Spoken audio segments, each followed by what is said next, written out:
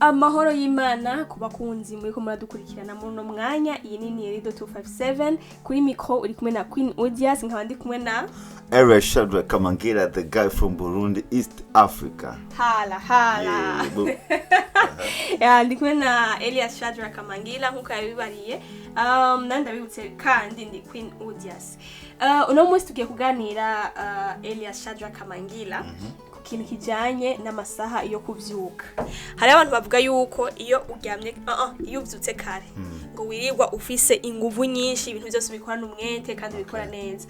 Ariko ngo iyo uvyutse utevye ibintu bikorana umunebwe, ngo ukabikora nyene sico kimwe ngo nuko bavyutse kare. Ibyo nivyo chance ibyo.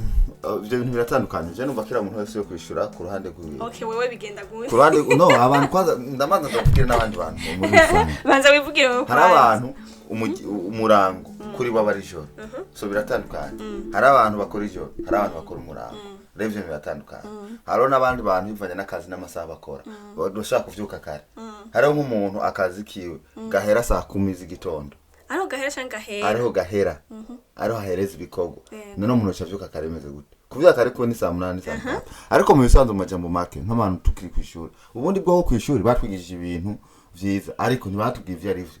Gutonda kukazi kare kuvyuka kare ibya n'ibintu tugiye kwishura. Ntibatwese ibyo ndikaze ibintu twateza gushaka kwishuri ku masaha.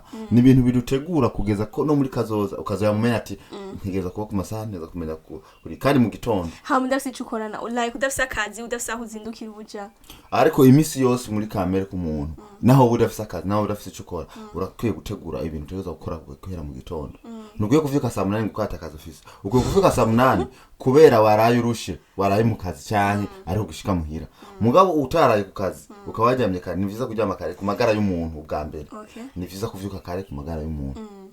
None ni vyiza ku magara y'umuntu. Mugabo none ndavyutse nta kazi ngoma nje ko nta basi ndavyutse ikintu mfise cyo gukora ni gutegura ico mfungura mu gihe ndabifise nka fungura. Nta kazi mfise, nta hantu mfise nje, nta gahunda mfise. None umva aho no chamvyuka kare. Kana yuko abantu bamwe turiko turabaho ubuzima turategezwa kubaho. Undi muntu yavuze ikintu, Imana yaremye umuntu ngo avuke akure yiga amashuri aronka akazi, agende ku kazi ataye muhira, asura avyuke agende ku kazi ataye muhira uko. No, Imana yaremye umuntu kubera ifise purpose yo mushaka gushikako. Mu bijanye n'ibintu by'akazi ubukora haro n'ibindi bintu byo ku ruhande ubutegeza gukora. Wewe umuntu uvuga yuko atakintu nakimwe wowe ufise ukora uri muhira uvyuka utegura ivyo uvyuka ryabo. That's wrong. Ukuntu uco rikinye. Akarorero hari ibintu byinshi abantu ndadukiye gukora.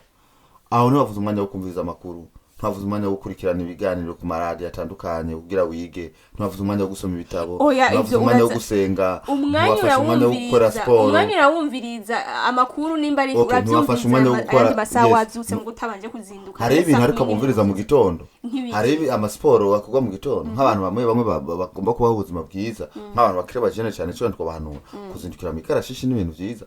Nawe ufise akadutonda saa 2 bashaka kuzindukira mu ikarashishi. Hari abantu 10 bavyutse bakaja muri gym saa 2 batonda ku kazi. Umuwo mwanya barafise umwanya wo kuja muri gym bagakora gym bagatamira bakitegura bagafata umwanya bakaja ku kazi kandi birakunda. Ibyo birakunda ndavyumva. Ariko abantu bakwiye kumenya, abantu bose twaremwe kwisi turafise ibintu vy'ubunanyantege nke. Turafise ni twovuga nka genetique, turafise ibintu muri twe vy'ubunebwe. Ivyo bintu urabigwanya. Umaze kubigwanya ukaja muri system usanga umuntu akora ibintu ukavuga none ko bimenyeye gute. Agitanguye leve ikimuvyura ntiyashaka kuvyura. Niko babimeze.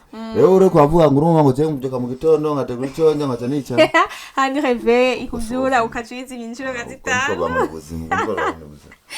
Oya mugabo ni vyiza kuzinduka, ivyo ndabizi. Mugabo hari igihe uvuga uti none zino munsi nta nzinshi mfise nkora. Basi mugabo hoho basi ni vyiza kutazinduka. Jean kuryama ukaruhuka. Ibyo numva warayurushe. Ivyo nyivyo birumvikana warayurushe cyangwa waryamye utevye uriko urakora usikintu uriko urakora. None mugabo basi hajyanye umuntu ashobora kubavuga ati jewe mazi imisi nyinshi nkora nk'uwakora kuva kuwa mbere gushaka kuwa gatanu. Kuwa gatandatu arashobora kuryama akavyuka atevye. Kwa Mungu ashobora kuryama akavyuka atevye aho that's okay. Yeah, that's okay. Mugoro umuntu azoryama kuva kuwa mbere gushaka uryama uvyuka saa 4 uryama saa 4. Je ndabira kwanza karorero no bishaka vyaragushikira. Tukiri ku ishuri mu ma exam cyane abanyeshuri twariga gusoma indi mesi saa 10 keshi nkaje akarorero saa 10 n'ambyuze saa 9 kwiga navuga ati muri vacances nzoryama itiro n'ubugesera bwa duka kubera sevu y'abamenyereye ijya ritime yo kwama mvyuka haragera igihe abandi nkajya wabaye umusamonde abandi bari kropesha wewe ubuka ikibereye muhira wazo bana bavyuse saa 10 nkatanga kwidoga naridoga vraiment ariko vraiment none wewe wa mutwe nta ubona ko nkwiye kuryama reka niryamire ariko kuba naza namenye wasanga wawe ikango yajya amasaha so ni ibintu abari vyize yo bimenyereje ibintu byo gukorana cyane kandi hajya n'ubundi narasamaye sinabambuze ivyo nkora sinabambuze ivyo nkora ariko bandiko ndakora ibindi bintu nkaba ndiko ndiga ibindi bintu nkaba ndiko nagira ubu nta mwanya abantu batofise gutakaza nta kintu ntagihe wobwira umuntu ngo urabuti cukora oya umwanya wagiye ntugaruka so umwanya wose turonke akajyo urakwiye kuwukoresha uko wategezwa kuwukoresha je no barivyo novuga. Okay, urakoze cyane Elias Shadrack Kamangila. Yes. Donc muri make dutahuremo yuko abantu dukunda kwiryamira ugasanga tuzutse saa 3 ukavyuka wumva umenga itiro ryanse guhera muka kandi buryo umwanya umwe nivyo kuko hari gihe uvyuka size canke saa 11 mukirwa umeze neza mugabo uvyutse saa 3 saa 2 n'unusu saa 4 ukavyuka umenga uragwaye ukuryama nikugo komibandanye ro ukumuryama nikugo muri kuraruhije umubiri nazagira umutubeshe ukubandanye uryama nikuruha rero vyiza bovyuka kare ukaje ku kazi nimba ari ibintu ukora ugakora ibikorwa ntihagira umuntu yitwaza ngo urumva ngo je nta bintu bafise nkora nta muntu numwe aba adafise ivyo akora nta gihe na kimwe habura ivyo umuntu akora nta gihe na kimwe kandi umuntu wese tuba dufise ibintu dukora umuntu wese abakwiye kwiraba uwo yamye ntabandanya arujya nyene umuntu wese arafise ivyo yiga mu buzima umuntu wese arafise ivyo ashaka kugerako kandi ibyo ntushaka kubigerako mu gigumi ivyuka mu masaha utagira ntibikunda uzoraba ugiye gutembera ahantu mu bisagara uvyuke mu gitondo usanga abantu bari ku ma taxi rank bategeye mu modoka bari mu mabarabara mu matawu usanga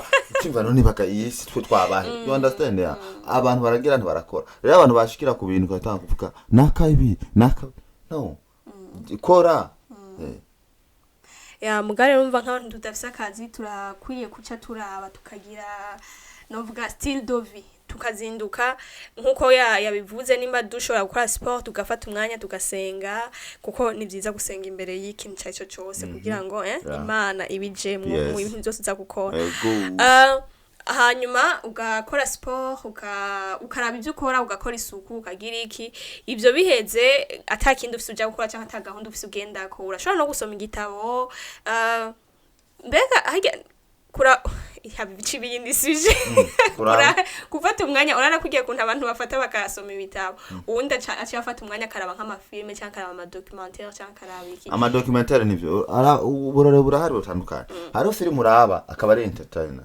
umuntu akaba uri kuri entertainer nyene kwiryohera hari n'ibindi bintu uraba uri kuriga so nk'ama documentaire nivyo uri kuriga hari n'ibitabo basoma online ya nk'igitabo cha Rich Dad and Poor Dad je nagisoma online naraplaying hajya nk'abandiko ndakora ibintu ariko numviriza ariko aravuga ibitabo byinshi birahari abantu benshi n'ubu nono abantu benshi no ko basibe kuvanga nyene uri kurakora ibintu hari abantu ega ndikovuga ku bantu badafise ikindi bakora yes birashoboka urashobora gusoma igitabo ku majwi hari ama audio y'ibitabo umuntu urashobora gukurikirana ibiganiro by'abantu kana bavuga ibintu by'ubuzima bahanura ibintu by'ubuzima mugurazi yuko naho iyo udafise akazi ucu usanga ibyo bintu bikurira mu gitanda like ukurira aba filme ukacira aba uwiryame mu gitanda uri kurumviza ibintu ukacivyumvisa ibintu byose ni mindset kuvuga ishukura ari ibintu umuntu tudakwiye kurimita abantu hari ibintu usanga bahanura n'abantu bagize ibintu by'ubushakashatsi bakavuga ati ibintu bikorewe aha birameruka ibintu bikorewe aha birameruka ariko abantu tutandukanye je ubwanje sinashobora kwigira mu cyumbi wanje nkiri ku ishuri nasanga ndiko ndaraba kijya ntigipanze kijya ntimeze kuko yandiye narasohoka nkagera kwigira handi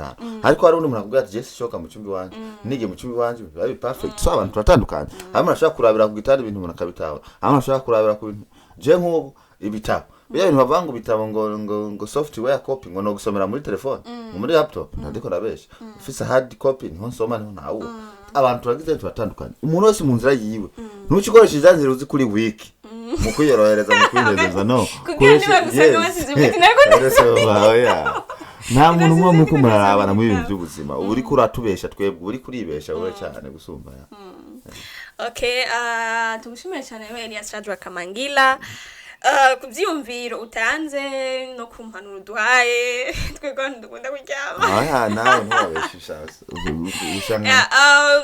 leka nishiremo canke sinishiremo kuko itiro riraryoshe kuryama ni byiza kuryama biraryoshe ariko kandi umwanya hari umwanya wo gukora umwanya wo kunguka kwiyungura ubwenge tugasoma ibitabo tukiga nyene ibitandukanye mu gihe taba turaronka tuvuga tuti turiko dukora iki niki cyane dufise akazi aha naha urashobora gufata umwanya ukungura ubwenge wenyine ubwawe hari n'igihe bica bizana namwe n'ivyumviro mbere bishasha by'ushobora gukora ukasanga ubaye wa muntu yikoresha wa wundi umubosi wawe nyene ukasanga ibintu byose biriko bigenda neza. Nanje turagushimiye cyane Queen Urias icyo norenza ko novuga akanyuma abantu bose nk'abantu babaragira amahirwe bakabaragiye ku ishuri bakabarize bari ibintu byiza cyane ubu ufise ikintu wize ufise career yawe ibintu wize baho bujya buzima waba ufise akazi udafise akazi baho bujya buzima uri umudokiteri baho umudokiteri uri umunesi baho umunesi uri umupilot baho umupilot bandanya usoma ibitabo bandanya